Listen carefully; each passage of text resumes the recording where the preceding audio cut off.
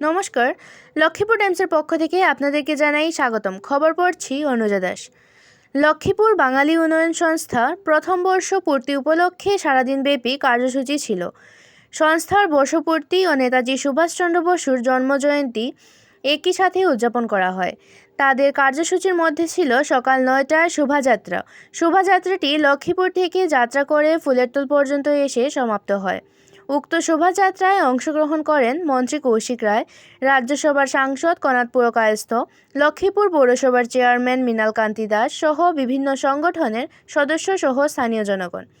পরে ফুলেরতোল মাল্টিপারপাস হলে বাঙালি উন্নয়ন সংস্থার সভাপতি বিশ্বজিৎ দেব রায়ের পৌরোহিত্যে অনুষ্ঠিত সভায় প্রধান অতিথি হিসেবে উপস্থিত ছিলেন মন্ত্রী কৌশিক রায়, সাংসদ কনাদ পুরকায়স্থ, আসাম বিশ্ববিদ্যালয়ের অধ্যাপক বিশ্বতোষ চৌধুরী, লক্ষ্মীপুর পৌরসভার সভাপতি মৃণাল কান্তি দাস, পয়লাপুর নেহেরু কলেজের অধ্যক্ষ শুভজিৎ চক্রবর্তী।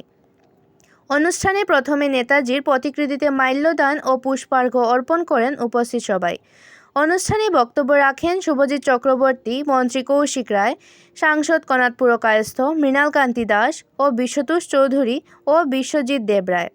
বাঙালি উন্নয়ন সংস্থার পক্ষ থেকে ৩ দফা দাবি জানিয়ে একটি করে স্মারকপত্র মন্ত্রী কৌশিক রায় ও সাংসদ কনাদ পুরকায়স্থ এর হাতে তুলে দেওয়া হয়।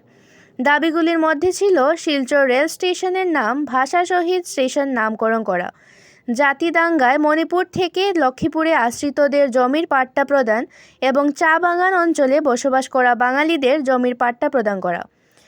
অনুষ্ঠানের শুরুতেই উদ্বোধনী সঙ্গীত পরিবেশন করেন দেবজিৎ রায়। পরে লক্ষ্মীপুর অঞ্চলের বিভিন্ন শিল্পীদের পরিবেশনায় এক সাংস্কৃতিক অনুষ্ঠান করা হয়।